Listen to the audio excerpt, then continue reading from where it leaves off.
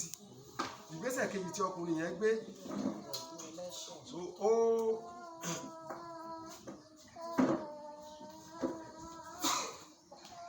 rí ara rẹ̀ bí ẹlẹ́ṣẹ̀. Ó rí ara rẹ̀ bí ẹlẹ́ṣẹ̀. Ó rí ara rẹ̀ bí ẹlẹ́ṣẹ̀. Ọkùnrin yìí rí ara rẹ̀ bí ẹlẹ́ṣẹ̀. Ó mú ara rẹ̀ ẹlẹ́ṣẹ̀ ó dẹ̀ jẹ́wọ́. Sẹ́rí tí a bá ń wo ara wa bí ẹni tó perfect àti fail o. Bí tí àwọn kan ti fail léni nìyẹn. Bíbélì Jésù wípé ẹni rere kan kò sí. Ó ní àbí Ọlọ́run. Ẹ jẹ́ ká máa gbé ara wa yẹ̀wò lójoojúmọ́. Ká máa wo àwọn ibi tá a kù sí tá a ti tó yẹn. Títí tí ó fi di ọ̀la tá a kù tí ó fi kù ṣẹ́jú kan tá a kù ní àwọn àtúnṣe kan ó sì máa ṣẹlẹ̀ nínú ayé wa. So agbọ́dọ̀ máa díìpù sí i. So agbọ́dọ̀ máa díìpù sí i. Máa wo ara rẹ bí ẹni tó ti perfect. Ibi tó bá tún kù sí yẹn tó bá bẹ̀rẹ̀ sí ní ṣe àtúnṣe títí tí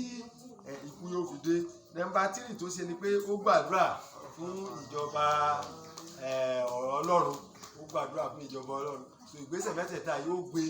ní ojú ikú nígbà tó kù báyà bíi lẹ́sẹ̀ 30 minutes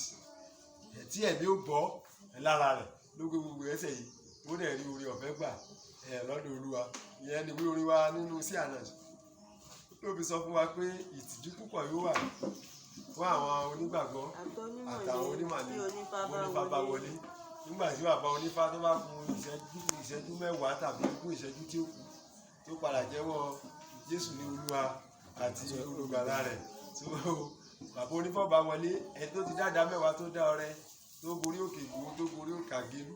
tó lọ gbogbo orí òkè káàkiri òun gẹ́gẹ́ ọba ń lé dé ìjọba Ọlọ́run. So àríyìn ń pè wá fún ìkíyèsára tó lágbára gan kí iṣẹ́ ìsìn wa àti gbogbo làálàá wa nínú ìrìnàjò ìgbàgbọ́ wọn bá já sásán. Tí a bá ti dé ìjọba ọ̀run gbogbo tá a ṣe nínú ìrìnàjò ìgbàgbọ́ asán ló já sí. Asán ló já sí. Gbogbo ìdámẹ́wàá wa tá a san, gbogbo ọrẹ wa tá a san, gbogbo ìṣòro tá a ṣe ó já sí asán nígbà tí a bá ti lè dé ìjọba Ọlọ́run. So ẹ̀kọ́ wa lóòrọ̀ yìí ń pè wá sí àkíyèsí tó lágbára gan pé ká máa ronú nípa ọ̀rọ̀ ìgbàlá wa ní gbogbo ìgbà. Olúwa yóò ràn wá lọ́wọ́ bí a ṣe ń ṣe lórúkọ Jésù.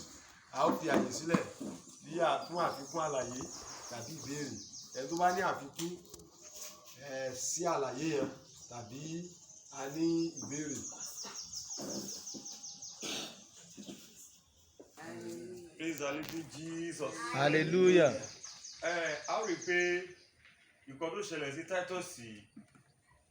ó jẹ́ nǹkan ńláńlá tí ò tí ì ṣẹlẹ̀ rí. Bíbélì sọ̀rọ̀ kan pé ẹlẹ́ṣẹ̀ kì yóò lọ láì jìyà ẹ̀ṣẹ̀ tó ṣẹ̀. But tábàrí wo ọkùnrin yá rí i pé kò jìyà ẹ̀ṣẹ̀ tó ṣẹ̀.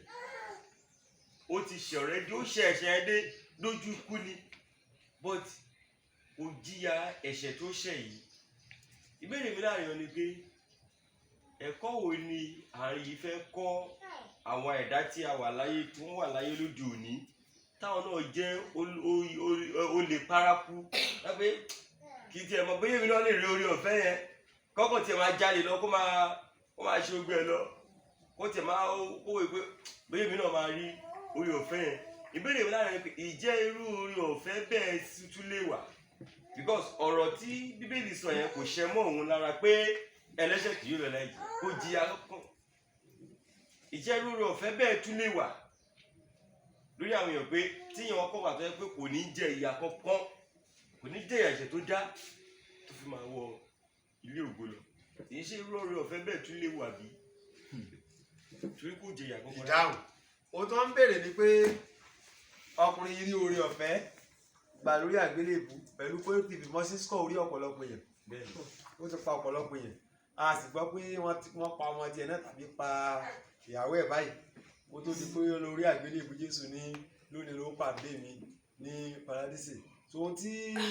wọ́n ń tà láti béèrè ni pé kò jìyà ẹ̀ṣẹ̀ ó sì lọ ìjọba o pé ṣé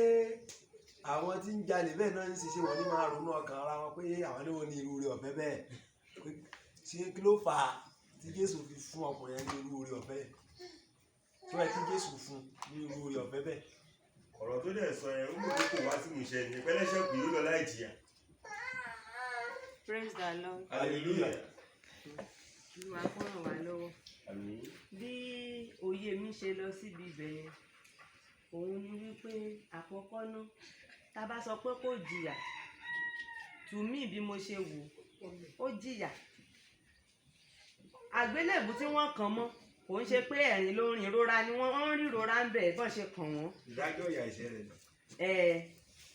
Pé ó ń jẹ ìyà nítorí nǹkan tó ṣe náà ni wọ́n ṣe mú tí wọ́n ṣe kàn án. Ó ń jẹ ìyà ẹ̀ṣẹ̀ tó ṣẹ̀. Ṣùgbọ́n ní tí mo sọ pé ó jìyà nìyẹn, ó dẹ̀ rí oore ọ̀fẹ́ nítorí pé níbi bó ṣe ń jẹ ìrora yẹn ó rí wípé ìrora yìí ó yẹ kéèyàn jẹ kó tó wá lọ di ẹni tó yẹ pé Ọlọ́run ò tiẹ̀ ní tí ò ní jèrè ìjọba ọ̀run. Ọlọ́run tó dẹ̀ máa ràn lọ́wọ́ náà ló jẹ́ kó lè ṣe nǹkan tó ṣe bí kò ṣe bí kejì ẹ̀ náà wá bí wọ́n jọ ń jẹ ìrora ní kíyẹn tó máa sọ̀rọ̀ burúkú lẹ́nu. Ṣùgbọ́n èmi Ọlọ́run tọ̀ wá gẹ́gẹ́ bí nǹkan tí wọ́n kà fún wa nínú Bíbélì. Ṣùgbọ́n nǹkan tẹ́mi rí ní nǹkan tó ṣẹlẹ̀ láyé sí ni pé oore ọ̀fẹ́ bẹ́ẹ̀ to me o kò lè wà, kò lè sí pé kó má jìyà ẹ̀ṣẹ̀ kó tó lọ. Ṣùgbọ́n nǹkan tí mo rí ni wípé tó bá jẹ́ wípé ẹni tó jẹ́ pé ńgbà tó dójú ikú tán bíi ti irú táìtọ̀ irú olè ọwọ́ ọ̀tún yìí tó jẹ́ pé bóyá ńgbà tí wọ́n ń so wọ́n mọ́ ibi tó ń so wọ́n mọ́ ní ayé ta wà yìí ni mò ń sọ o, tó ti rí i pé ikú rèé tẹ́mi Ọlọ́run bá tọ òun náà wá ń bẹ̀ yóò máa bẹ̀bẹ̀ náà ni pé Ọlọ́run jọ ṣàánú mi, gbà mí ó lè má gbóhùn Jésù níbẹ̀ ṣùgbọ́n ní ìrora ara rẹ̀ àti ọkàn rẹ̀ tó bá fi ìrora pẹ̀lú bó bára ṣe nìyẹn tó bá fi bẹ Ọlọ́run níbi tó wà tó jẹ́wọ́ ẹ̀ṣẹ̀ kó tó di pé bóyá ìbọn ni wọ́n fẹ́ yìn fún wọn bóyá nǹkan kan tó fi ìrora ara rẹ̀ tó fi jẹ́wọ́ pé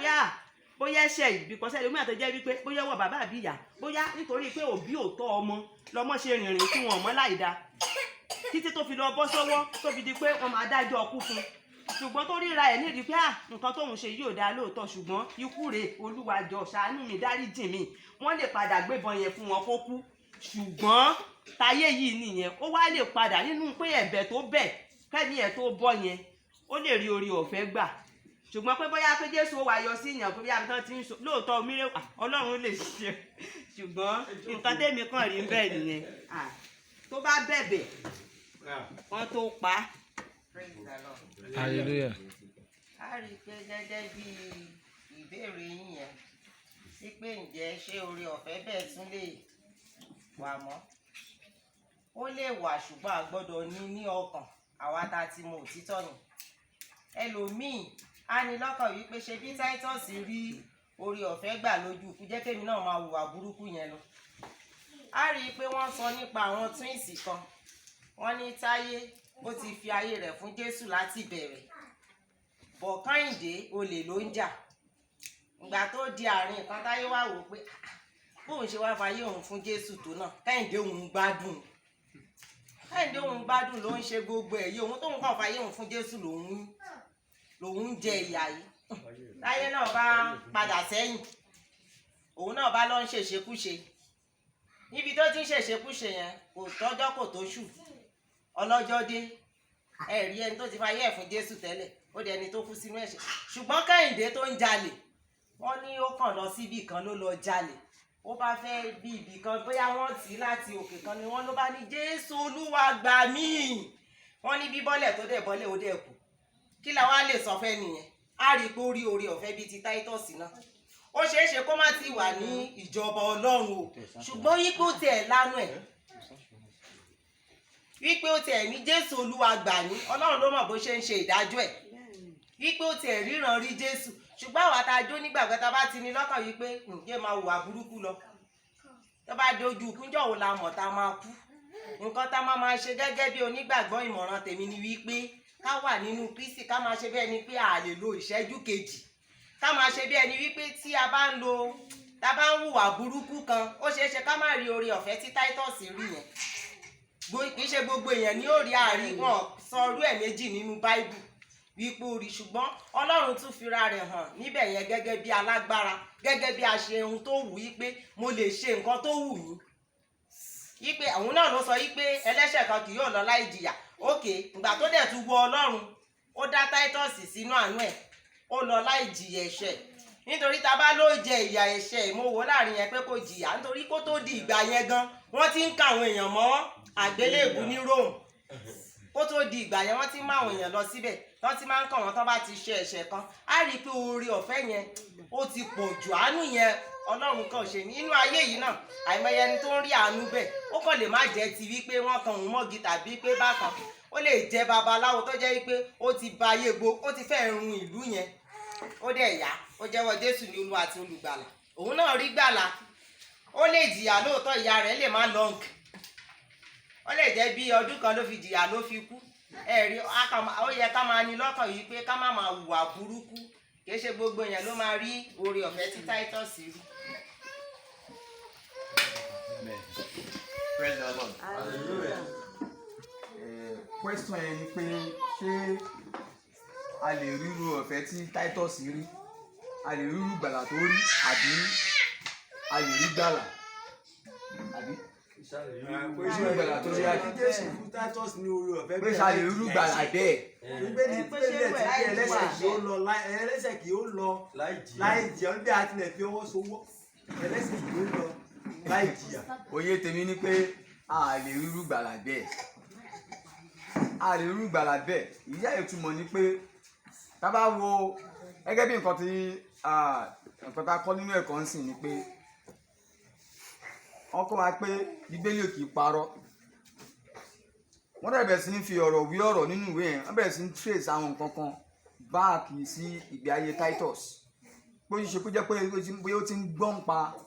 Jésù rí, ọ̀rọ̀ kó ti wà lára àwọn tó máa ń jókòó tó máa ń gbọ́ ẹ̀kọ́ ọ̀rọ̀ Ọlọ́run láti ẹnu Jésù. Ó ti ń gbọ́ tẹ́lẹ̀tẹ́lẹ̀ pé bí kò ti gbọ́, in fact ó ti mọ̀ ẹ́ pé kì í ṣe ẹlẹ́ṣẹ̀ gan láti lẹ̀. Òun fúnra ẹ̀ ti mọ̀ pé ẹni yìí kì í ṣe ẹlẹ́ṣẹ̀ bóun ṣe ń gbọ́ èrú ẹ̀ kò kàn jẹ́wọ́ ẹ̀ ń gbà yẹn ni ìyẹn Titus. Ó ti mọ̀ ń pa Jésù already but kò jẹ́wọ́ ẹ̀ ni. So now ká bá wo irú salvation tó rí bẹ́ẹ̀ the greatest ni kò sẹ́nikẹ́ tó tún lè rí rẹ̀ mọ́.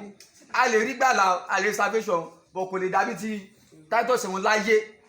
Even tàbá tẹ́lẹ̀ṣẹ̀ tó máa kú sìn tó bá rí gbàlà bóyá ó jẹ́wọ́ Jésù ní Olúwa àtolùgbàlà ẹ̀ ní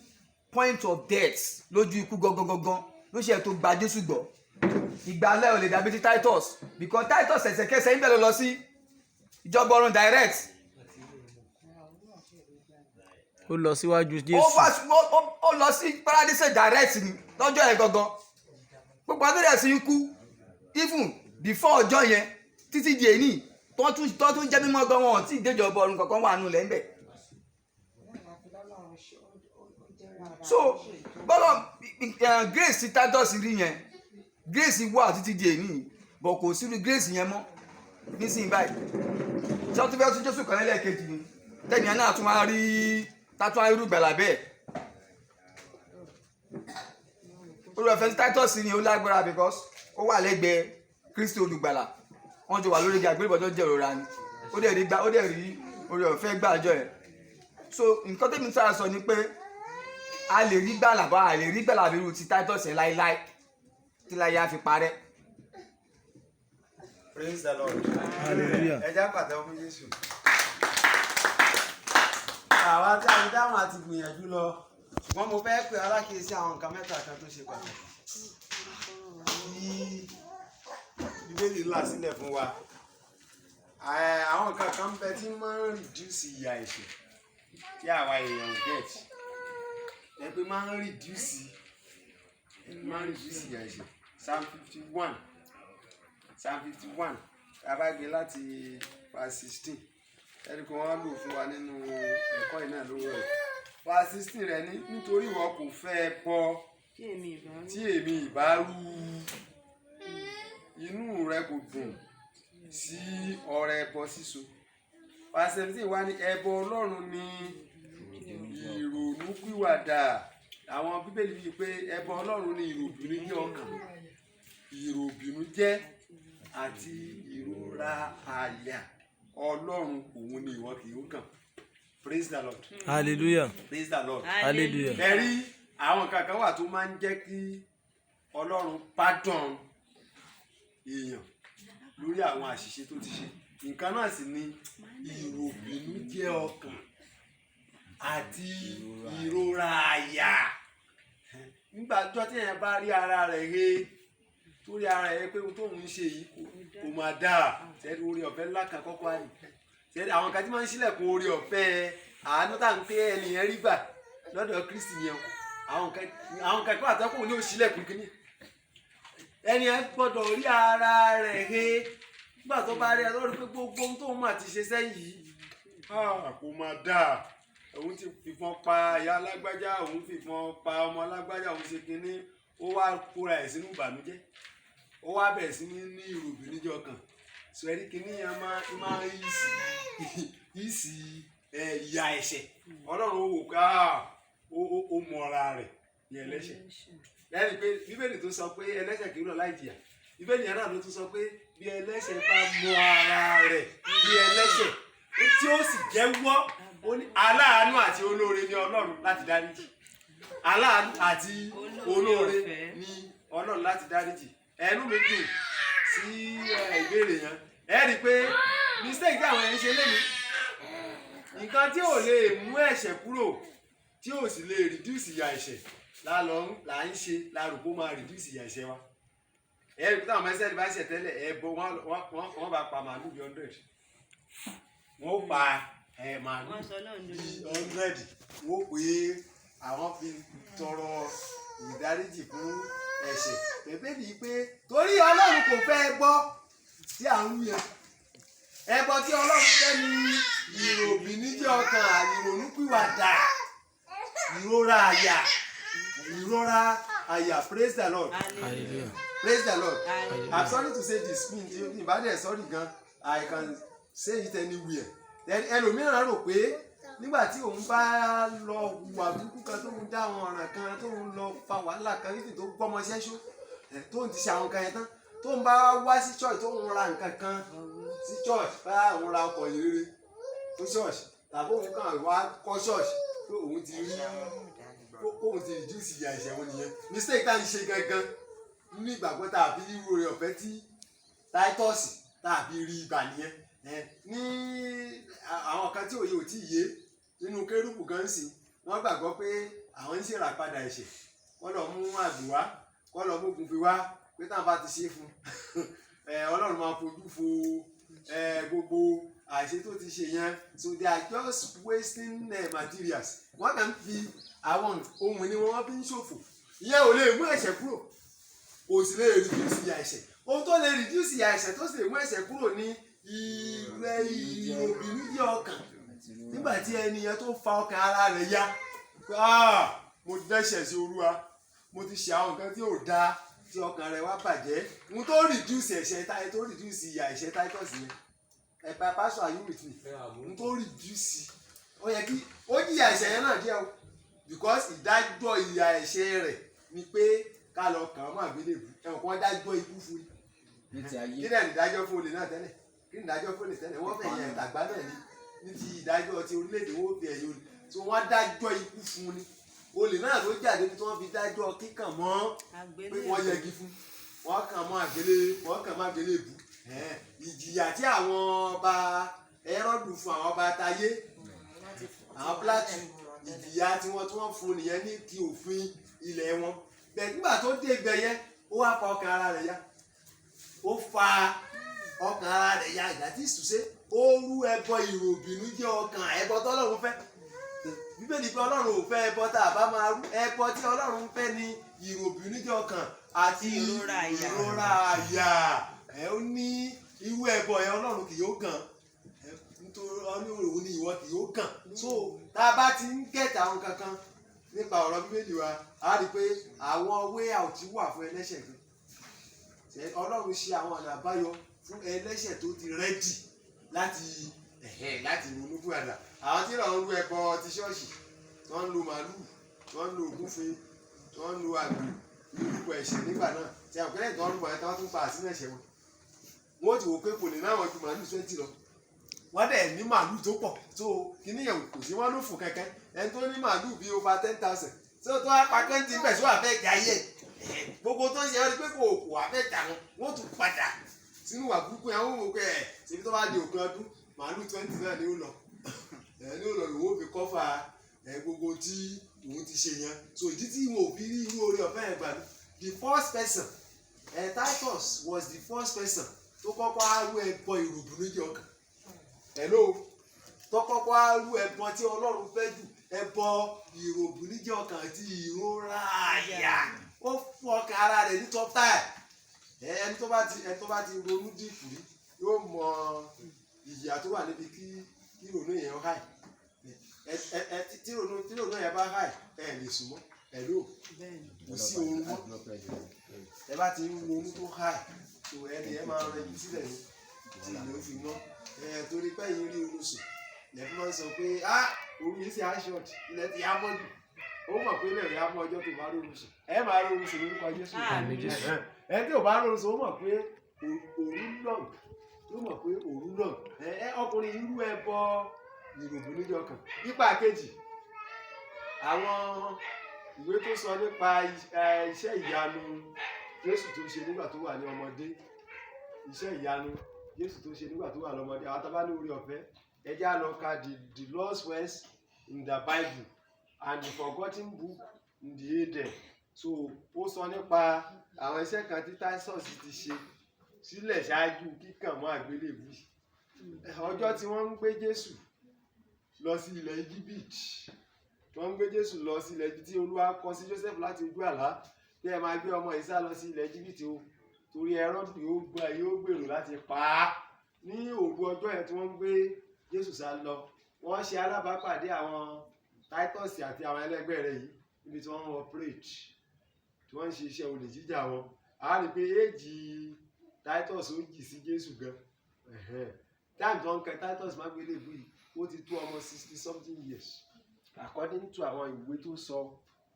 nípa tó sọ fún Bíbélì tó sọ nípa ìtàn Bíbélì dáadáa so nígbà tí wọ́n wá bọ́ sínú operation táwọn Titus ń ṣe lọ́wọ́lọ́wọ́ jẹ́ bọ́ ṣe ń bọ̀ ní àwọn ẹgbẹ́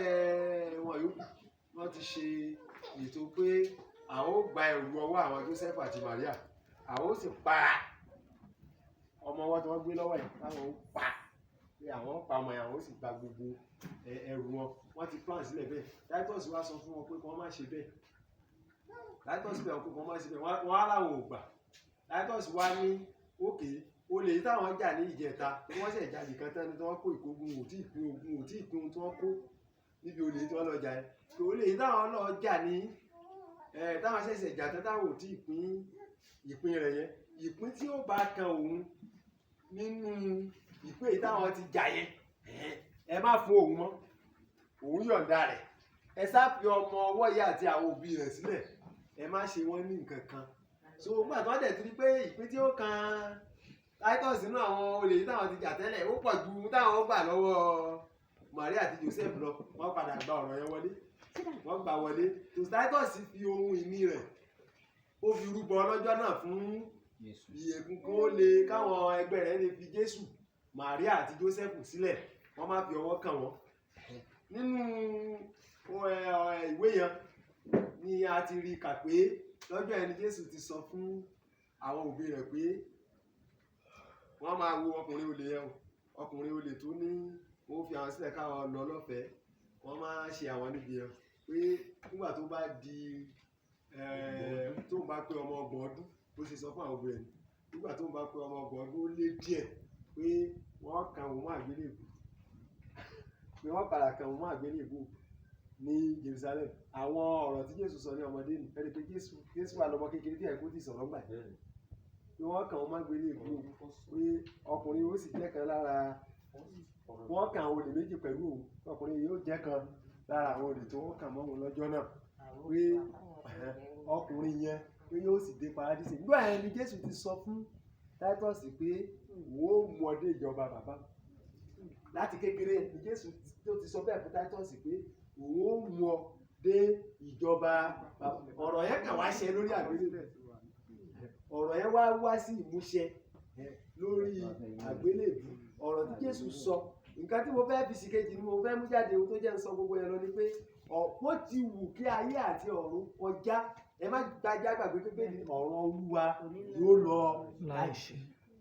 This one is talking of a covenant ẹ má jẹ̀mú ń bẹ lórí àwọn kan pé ọmọ ìjọba ọ̀run ni wọ́n mo fẹ́ ká gbà yẹn lé mi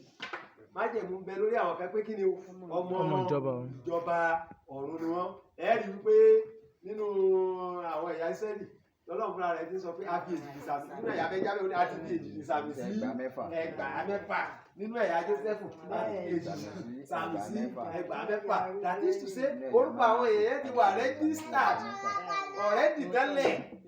Lẹ́rí bó bá rin ìrìn àjò ẹ̀ lọ wọ́nra báyìí yóò padà síbi tí